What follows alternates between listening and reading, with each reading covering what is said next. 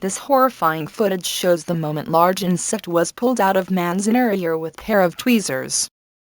Bug, which appears to be some kind of grasshopper, is still alive after it was tugged out.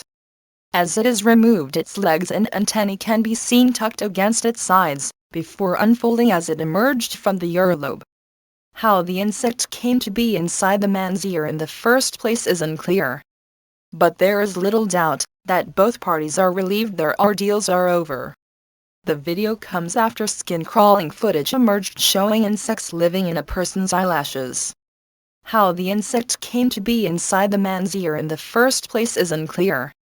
But there is little doubt that both parties are relieved their ordeals are over. The video comes after skin-crawling footage emerged showing insects living in a person's eyelashes.